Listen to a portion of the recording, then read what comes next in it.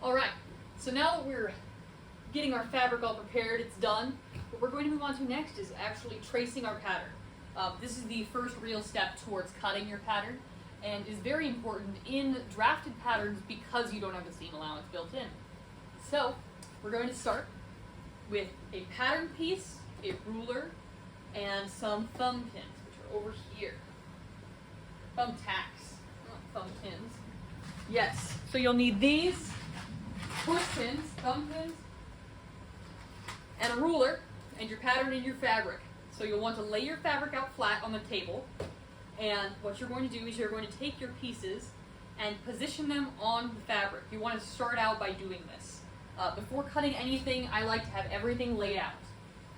Now, some of these, you do have duplicate pieces. For example, this is the bag front and the bag back, so you need more than one of them. So you're going to pin it, trace it, and then move it, pin it, trace it, and then cut everything out. So try to cut everything in one phase as opposed to cutting as you go. It just makes things more consistent. So to begin, I like to go through and just examine what I've got for pieces. For example, this is the front and back, like I said, and it says I need 2 of my fashion fabric and 2 of my lining. Since I'm starting out with the video on fashion fabric, that is what I'm going to be worrying about right now. So I'm disregarding what I need for lining. I'm just cutting fashion fabric. So to start, I'm going to take my pattern piece and I'm going to look at the grain line, like I mentioned in the last video.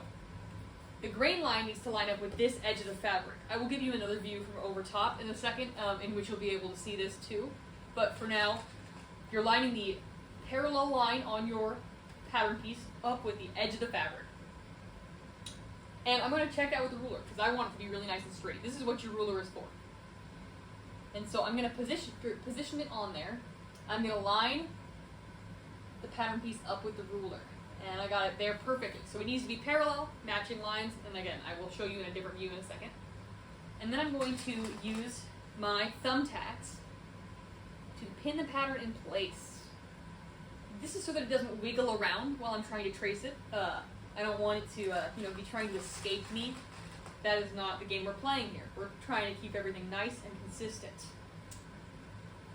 I'm just going to demonstrate this whole thing through this pattern piece because I don't think you necessarily want to watch me individually cut and trace all of my pattern pieces. But what I would do next is I'm going to position where I want them, and then I will pin them down.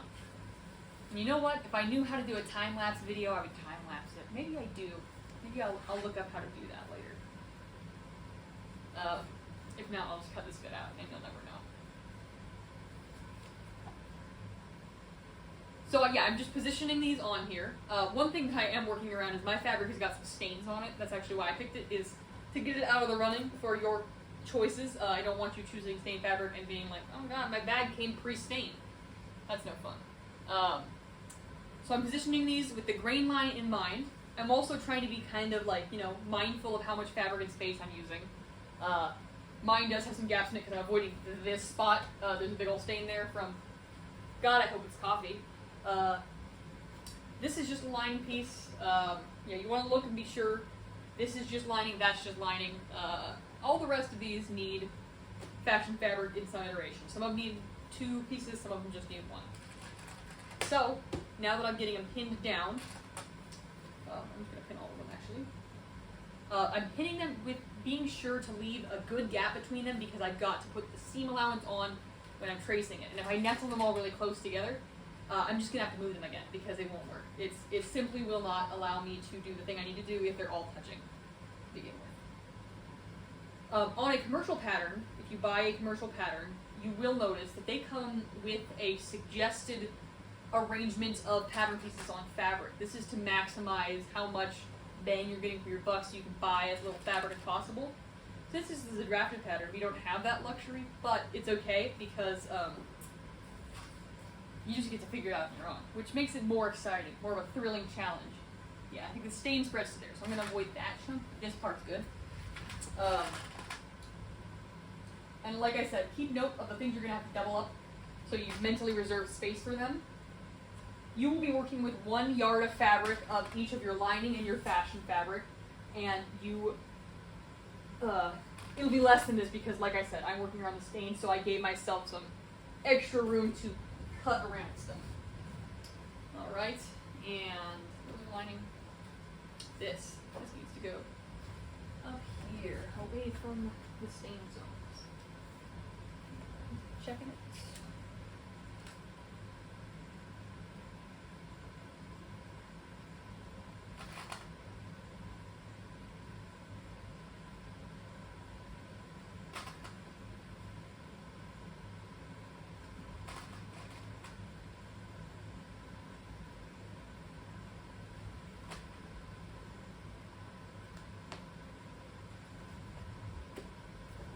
Now I'm going to take you to the above view so you can see what I'm doing on the table. Okay, so now that you've got a nice aerial view of my hands and the workspace, I'm going to show you how I'm actually working with the pattern.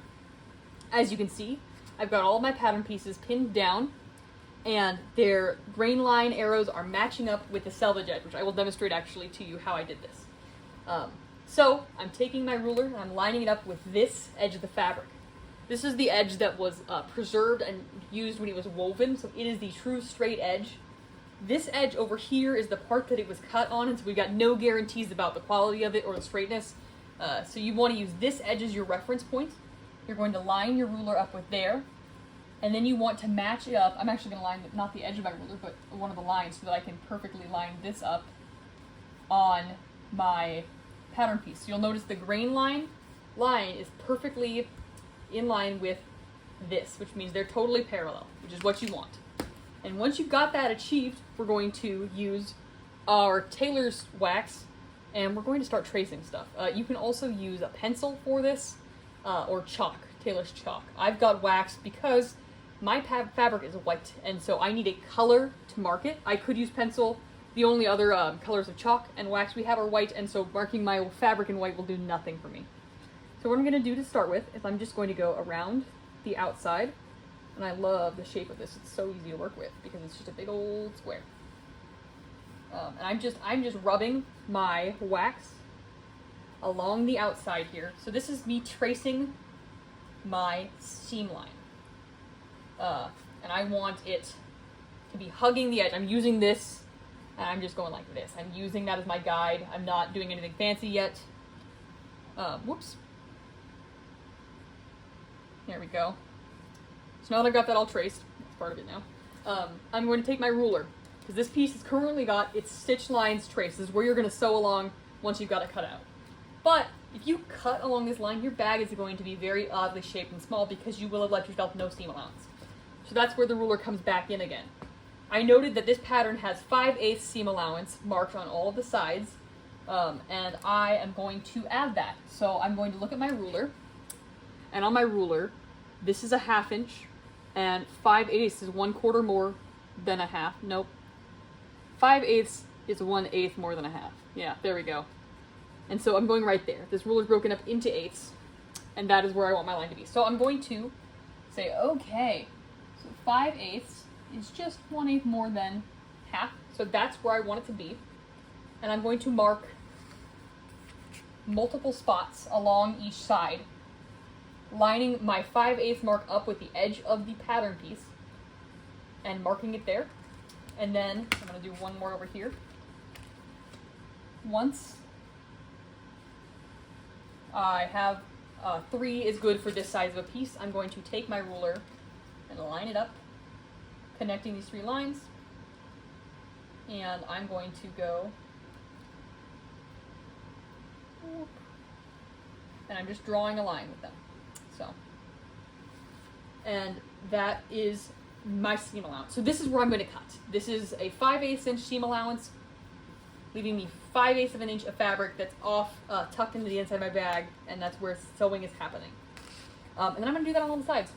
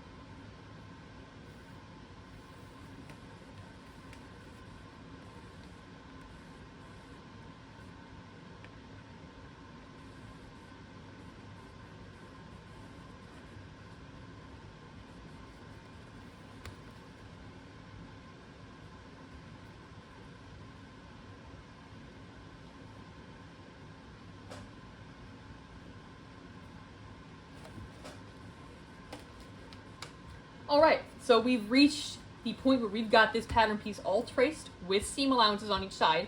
So now I will go through and do the rest of them, but the next step will be cutting. And so rather than making you watch me trace every single pattern piece, I'm going to take this one to fruition. So I'm going to go grab my scissors.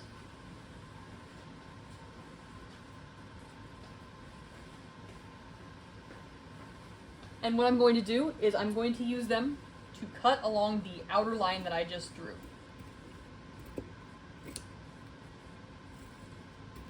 And I'm just being careful to stay on that line.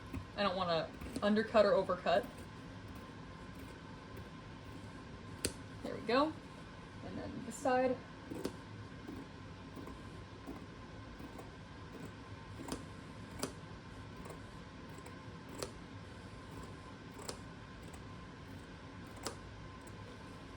Up here.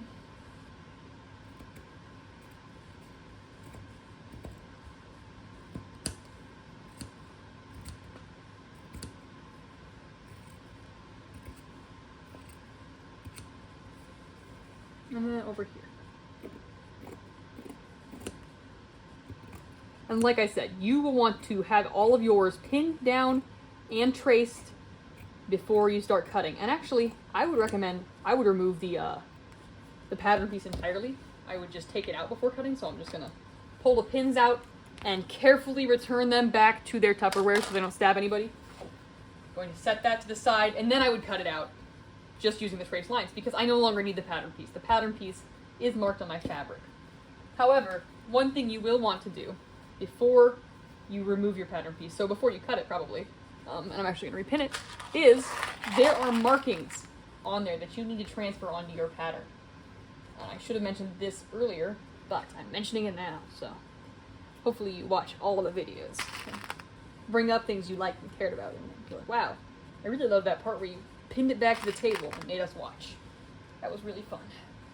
And I'll say, you liar. Anyway, yes, I'm going to use my chalk, and I'm going to mark these little notches. You'll see there are notches in the pattern. I hate this chalk so much. I would rather be using a pencil. But it is what I have right now. And so I've marked these notches. These are important because later on they will be used to line up the pieces of your pattern when you're assembling it, so I can go, ah, yes, that goes to that one, because they'll match up with each other. So that is the information you need from your pattern. So now you can unpin it, and you've got your first cutout bag piece. So this is what the front and back of your bag are going to look like in your own fabric. You'll notice since I marked it on the wrong side, the lines are only here. And they'll be great for when I'm sewing, because I'll be using the wrong side out. But when I have my finished bag, I will not see any chalk markings, and I like that about this. So be sure when you're pinning your fabric, you put it face down, nice side down to the table, so that you're tracing and marking everything on the wrong side, not the right side. So I will show you how to do this in the lining. It's the same process, but there are a couple different pieces. And that is it for cutting and tracing your fabric.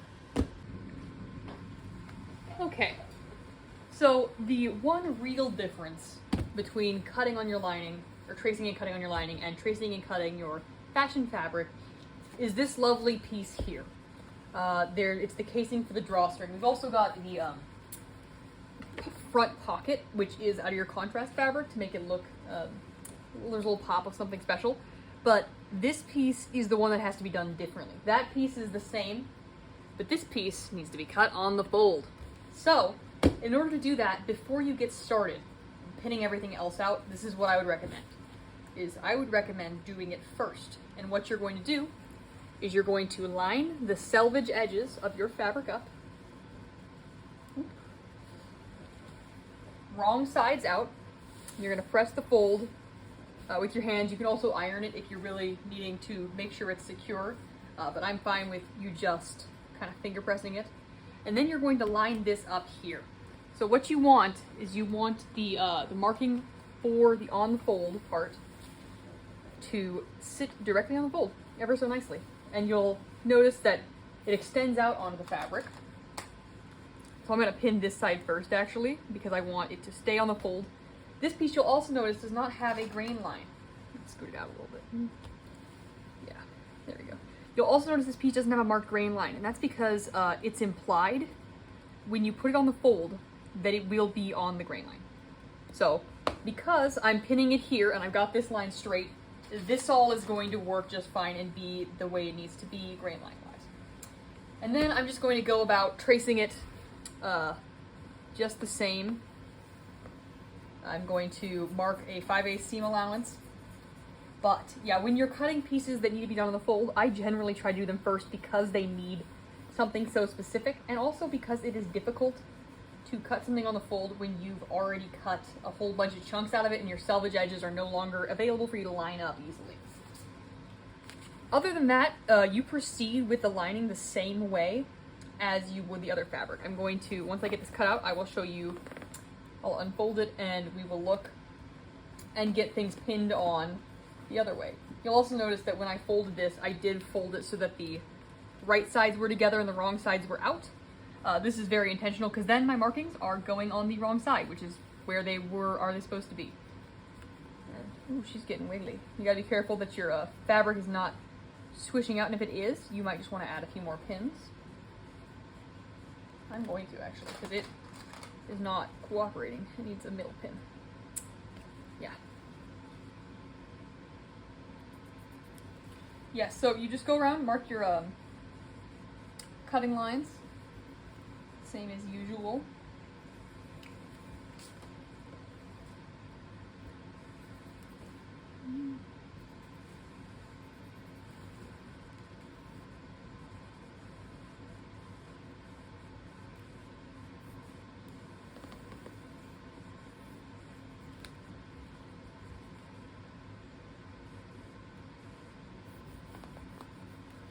Okay, so I'm going to grab my scissors, and what I'm going to do for this one, and it should be noted, I am not going to cut through this part. That might seem obvious to some of you, but if you've never sewn before, the point of this is to make it all one big long piece. So if you were to cut that apart, you would have defeated the purpose of cutting down the fold. If I wanted to do that, I would just cut two pieces flat and have two pieces, instead of going through all the work of folding it and lining up a fold. No, you want to leave that intact. And it will become obvious why once I've got this cut out. I will show you the piece, and you'll say, wow, that's so long. It's almost like it was cut on the fold. And this is for the drawstring casing of your bag. I don't know if I mentioned that earlier, but it will go around the top edge, and that will be what your drawstring is run through. There you go. So now I'm going to unpin this. And so this is what my on the fold piece looks like. It's long. And what you'll also notice is you're like, oh, but Abby, the traced marks are not there on this one. Well, some great news. You can just fold it back up and pin it down and retrace the sewing line. I mean, obviously you don't need to trace the cutting line. It's already cut. But you can line it up there and trace it on there. You also could do this with the whole thing unfolded and just line it up with where it stopped before, and that will put you in the right spot too. But I'm just going to pin it back down.